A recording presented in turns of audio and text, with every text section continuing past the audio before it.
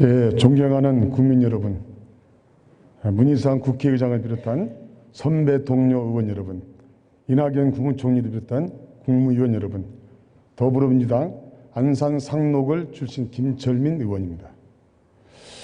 먼저 화면을 한번 봐주십시오. 어제 늦은 밤에 SNS에 올라온 오늘 많은 대화를 나눈 조국 장관이 뒤늦게 딸아이의 생일 케이크를 사갖고 올라가는 장면입니다. 미처 챙겨주지 못한 딸아이의 생일을 챙겨주고 싶은 마음, 세상 모든 평범한 아버지들의 마음도 모습이 아닐까 생각됩니다. 법무부 장관 나와주십시오.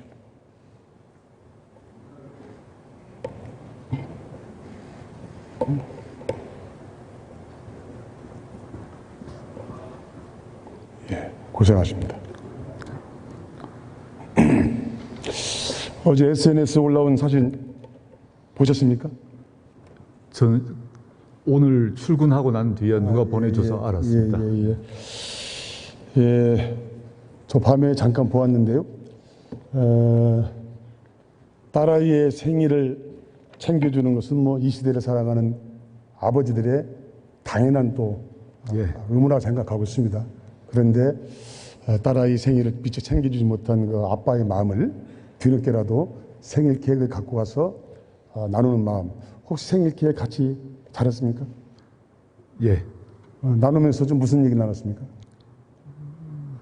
위로를 했습니다. 제 경험상 저도 어려운 일을 많이 겪어봤는데 어려운 일을 겪을 때 가장 큰 힘이 되는 것은 역시 가족 간의 믿음, 사랑, 이것이 가장 큰 힘이 되었습니다. 지금 두 자녀가 여러 가지 사법적인 판단을 받아봐야 되겠지만 지금 당장은 아버지가 법무부 장관에 임명이 안 됐으면 뭐 그런 일이 안 당했을 건데 지금 여러 가지 어려움을 겪고 있는 걸 알고 있는데 두 자녀에게 믿음직하고 당당하고 그런 멋진 아버지가 되어주시길 바라겠습니다. 네, 노력하겠습니다. 실은 저는 오늘 대정부 질문을 준비하면서 조국 장관에 대한 질문은 별로 준비를 안 하고 좀 다른 걸 준비를 많이 했는데 오늘 조국 장관 청문회 과정 속에서 야당 의원들이 질의하는 의혹을 제기하는 몇 가지 문제에 대해서 한번 확실하게 한번 짚고 넘어가도록 하겠습니다. 죄송합니다. 잠깐 기다리십시오.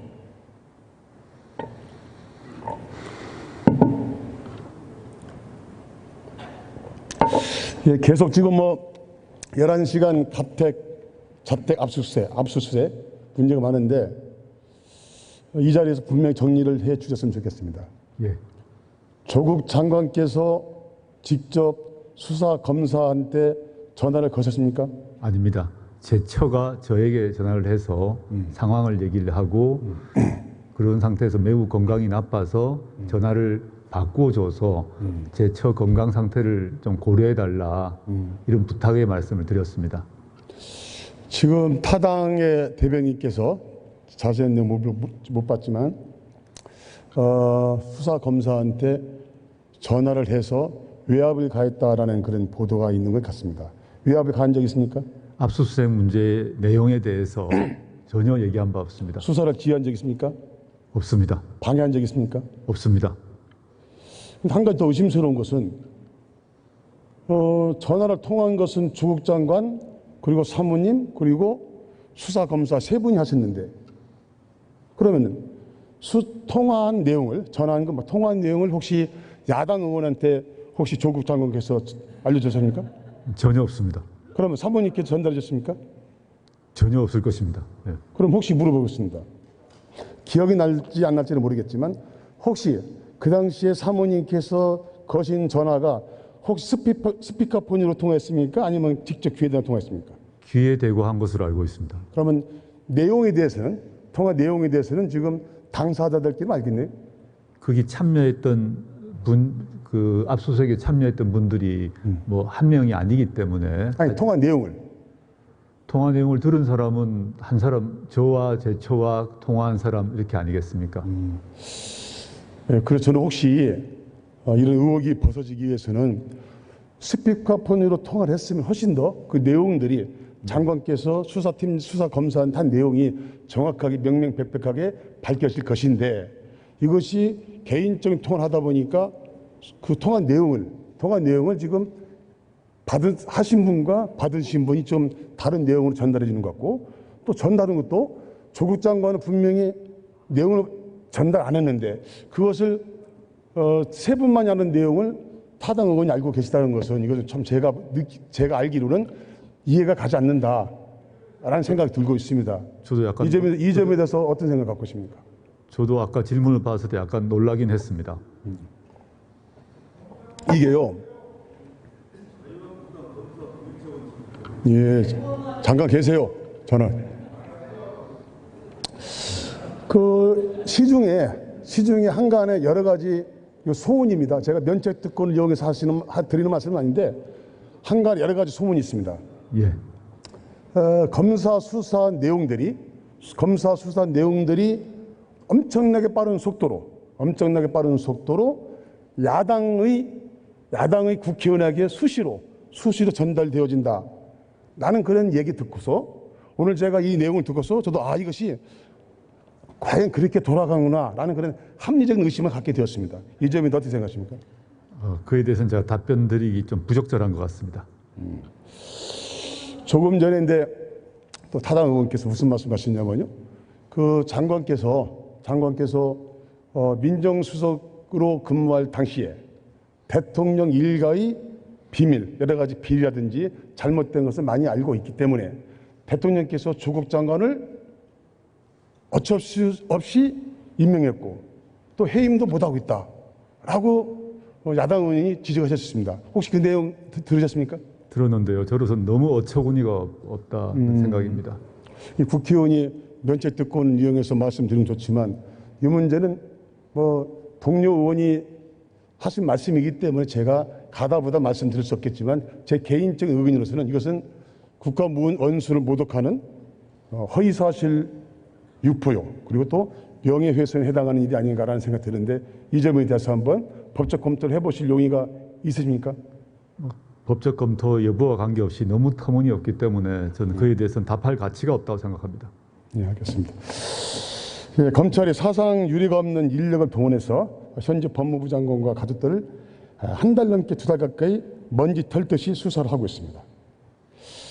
검찰이 왜 이렇게 지금 하고 있다고 생각하십니까? 제가 윗보인 거 있습니까? 검찰과 사이가 안 좋습니까? 검찰 수사 한간에는 이것도 확인된 얘기는 아닌데 조국 장관께서 법조인들과 사이가 안 좋다. 워낙이 개혁을 부르짖고 앞서 나가다 보니까 모든 법조인들로부터 별로 이렇게 좋은 평가를 받지 않는다. 라는 설도 있습니다. 혹시 그런 얘기 들으셨습니까? 네, 그 얘기는 제가 들은 바 있습니다. 제가 법조개혁, 검찰을 포함해서 법원 개혁도 많이 주창을 해왔기 때문에 저의 주장에 대해서 불편하게 생각하시는 법원 검찰 분들이 계신 건 제가 알고 있습니다. 근데 지금 수사를 왜 벌였나에 대해서는 제가 언급을 하는 자체가 또 역시 부적절하다고 생각합니다. 양해해 주십시오. 예, 문재인 정부 임기가 이제 절반 정도 지났습니다. 장관께서 생각하시는 검찰 개혁 그리고 사법 개혁의 모습은 어떻게 하는 것이 진정한 개혁의 모습인지 한번 이 자리에 빌어서 좀 짤막하게 말씀해 주시기 바라겠습니다. 저는 검찰 개혁의 요체는 견제와 균형이라고 생각합니다.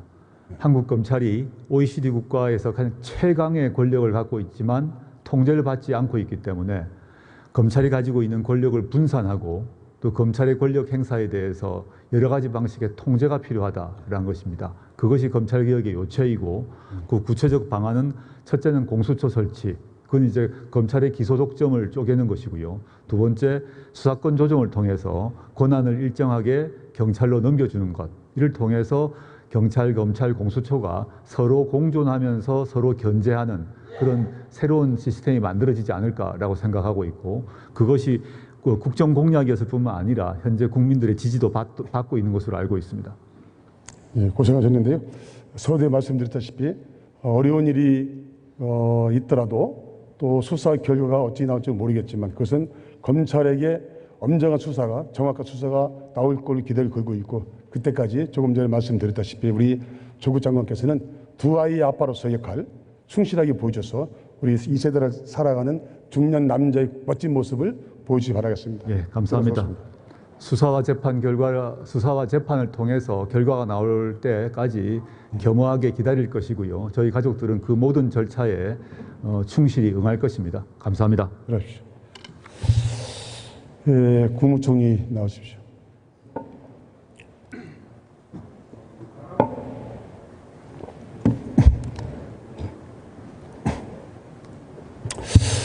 예, 많은 의원들께서 걱정 많이 하시는데요. 아프리카 돼지열병 확산되는데 조기에 잘 마무리될 수 있도록 최선의 노력을 다해 주시기 바라겠습니다. 예, 걱정이 많습니다. 열심히 하겠습니다. 오늘 대정부 질문에서 많은 의원들께서, 특히 여당 의원들께서 검찰의 피의 사실 공표에 대해서 지적했습니다. 조국 법무부 장관 관련해서는 검찰이 한 번도 공식적인 브리핑을 한 것이 없는 걸로 알고 있습니다. 맞죠? 그런데 지금 수사를 하고 있는 검찰이 아니면 도저히 알 수 없는 내용들이 언론을 통해서 자세하게 중계가 되고 있는 것은 뭐 대한민국 국민 모두가 다 알고 있는 사실입니다. 제가 헌법 126조를 좀 보았습니다. 내용이 좀 어렵더라고요. 다 빼고 직문을 행함에 당하여 지득한 피의 사실을, 지득이라는 것이 좀 제가 알지 못하는 내용이 지득이랍니다. 지득한 피의 사실을 공판 청구 전에 공표할 때에는 3년 이하의 징역 또는 5년 이하의 자격정지에 처한다라고 되어 있습니다. 맞는 거죠? 네. 이 법이 현재 지켜지고 있습니까? 예, 한 번도 기소되지 않고 한 번도 처벌받지 않아서 사실상 사문화되고 있는. 왜 그렇죠? 아마도 기소도 검찰이 하고 그래서 자기들 일에 대해서 좀 관대하게 보고 있지 않는가 하는 의심을 하고 있습니다. 예, 형법에 의해서 수사를 해야 될 검찰이 형법을 위반하고 있는 지금 현재의 모습입니다. 네. 인정하시죠? 네. 그러니까 이런 모습을 가지고 많은 국민들이 우려를 하고 있습니다. 세상이 바뀌어갔고 국민들의 의식도 바뀌어가고 있습니다. 20년, 30년 전에는 검찰들이 이런 모습을 하더라도 다 이해 갔습니다. 네. 지금은 국민들이 이해를 못합니다. 지금부터라도 총리께서 행정부의 수반으로서 대통령에게 피의사실 공표가 잘 못되고 있는데 이 점에 대해서 대통령께 건의해서 이것을 올바로 바로 잡을 의향이 있으십니까? 그런 문제라면 대통령께 건의드릴 필요도 없이 당연히 내각이 해야 될 일이라 생각합니다. 우리 국민들께서 이해하시기 쉽게 좀 설명을 드리면 왜 피의사실 공표를 범죄로 규정했느냐 하면 재판에 가서 법원이 판단하기도 전에 검찰이 가지고 있는 의심이나 이런 것이 기정사실인 것처럼 보도돼서 한 인격이 짓밟히고 재판까지 갈 것도 없이 이미 재판이 끝나버리는 그런 상태가 되기 때문에 그런 짓을 못하게 하고 있는 것이고요. 그게 헌법이 천명하고 있는 무죄 추정의 원칙, 확정 판결이 날 때까지는 무죄다, 무죄로 추정해야 된다는 원칙을 정면으로 짓밟기 때문에 그걸 못하게 하는 것인데 현실적으로는 뭐 물론 기자의 취재도 있겠습니다만은 그러나 누군가가 말해주지 않으면 취재라는 건 안 되는 거니까요. 그 점에서는 신뢰받는 검찰이 되기 위해서라도 바로잡혀야 된다고 생각하고요. 아까 여론조사 여러 가지 의원님들께서 꾸지람도 주셨는데요. 대체로 이렇습니다. 조국 장관 임명이 잘 된 것이냐, 잘못된 것이다가 더 많고요. 검찰 개혁은 해야 되느냐, 해야 한다가 더 많고요. 검찰 수사가 적절했냐, 과도하다가 더 많고 이렇게 세 가지가 조금 들쭉날쭉합니다. 실은 제가 서두에 말씀드렸다시피 오늘 제가 이 조국 검찰 문제를 좀 질의하기에 앞서서 제가 좀 제 평소에 느꼈던 공직사회의 여러 현황에 대해서 좀 질문하려고 했는데요. 시간이 다 지나가지고 얼마 안 남았습니다. 제가 시간이 허락하는 대로 준비된 거 다른 질문은 못 하겠지만 간략하게 좀 질문하도록 하겠습니다. 지금 총리님, 총리님께서는 지사도 하셨고 국회의원도 하셨고 또 지금 행정부의 수반이신데 현재 대한민국 공무원들의 여러 가지 능력 또 대국민 서비스 종합적으로 판단한다면 100점 만점에 몇 점을 주시겠습니까? 그건 좀 생각을 못 해봤고요. 공무원 사회의 장점이 있고 오래된 단점이 있습니다. 장점이라면 역시 안정성, 업무의 계속성, 이런 건 참 공직사회가 아니면 할 수 없는 장점인데요. 이제 좀 아쉬운 점이 있다면 적극성이 부족하지 않는가, 창의성이 부족하지 않는가, 조금 전문성을 더 높였으면 좋겠다. 이런 등등의 아쉬움을 저는 갖고 있습니다. 제가 감사원에 대해서 한번 감사원장이 나오시면 여러 가지 일문일답을 통해서 여러 가지 좀 할 얘기가 많았었는데 지금 총리님께서 피감기관 아닙니까? 네.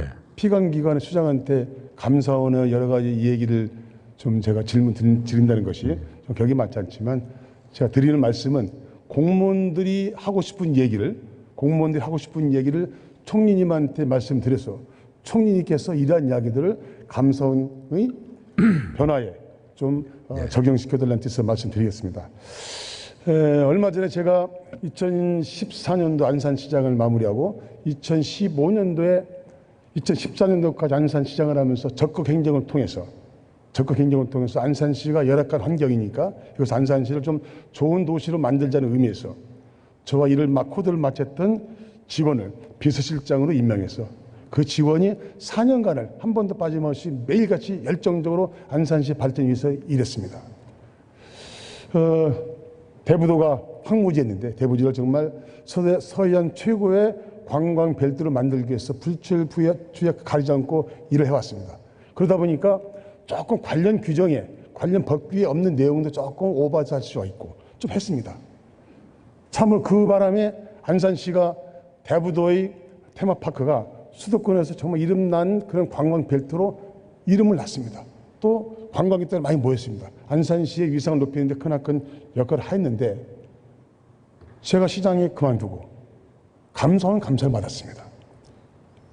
6급 공무원, 아주 새파란 공무원이 망망이가 반말을 하면서 거의 아들뻘 되는 공무원이 관련 규정을 이런 관련 규정이 없는데 왜 했느냐?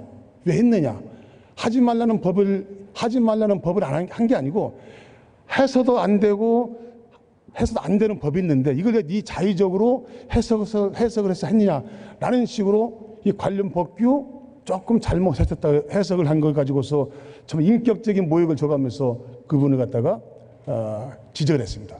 그분이 2015년도 부처님 오신 날 각 사찰을 돌면서 다 부처님 인사하고 저라고 유서를 쓰고 그 다음날 생을 마감했습니다. 뭐라고 썼느냐.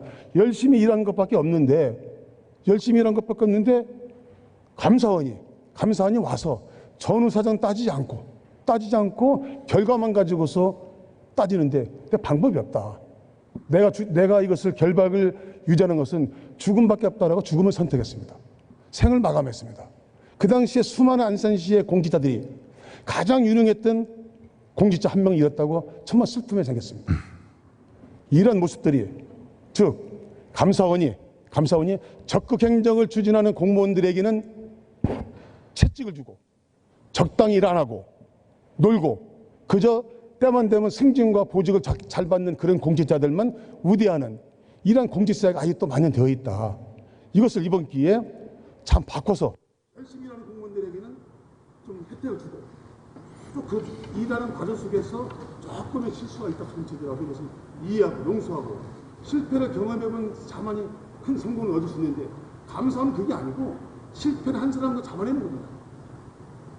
감사원 제도 바뀌어야 된다고 생각하지 않습니까? 네, 옳은 말씀이시고요. 저희 행정부도 많은 고민을 하고 있습니다. 해서 적극 행정 면책 제도를 저희도 규정처럼 만들어서 시행하려고 하고요. 감사원 또한 우리 감사원장께서 취임사에서부터 적극 행정에 대해서 면책을 하겠다 이런 방침을 밝히셨습니다. 무슨 내용이냐 그러면 고의 또는 중과실이 없는 한 그냥 과실은 괜찮고요. 고의 또는 중대한 과실이 없는 한 이 일을 하려다가 생기는 문제에 대해서는 책임을 묻지 않는다. 이것이 적극 행정 면책입니다. 그렇게 되고 오히려 앞으로의 감사는 당연히 해야 될 일을 하지 않는 사람을 감사하는 소극 행정을 처벌하고 징계하는 이런 감사를 병행해야 되지 않겠는가 이런 생각을 가지고 있습니다. 그리고 규정도 뭐 해석의 문제뿐만 아니라 규정 자체가 규정이 없으면 무조건 못한다가 아니라 규정 없으면 하는 거고 규정에서 금지하면 못하지만 규정이 없는 것은 하는 쪽을 원칙으로 한다. 이거 이제 네거티브 규제라고 합니다만은 그런 쪽으로 가려고 노력하고 있습니다. 공직자들이 자신감 가지시고 할 일은 하고 이런 자세로 갔으면 좋겠다. 2, 3주 안에 세종시에서 적극 행정 성공 사례 발표회를 한번 가지려고 합니다. 그래서 서로 그런 경험을 공유하는 기회를 갖도록 하겠습니다. 오늘 이낙연 총리님의 감사원에 대한 답변 내용이 수십만 공직자들에게 큰 희망이 될 겁니다. 네, 감사합니다. 김천훈 의원 수고하셨습니다. 다음은 대구 중구 남구 출신의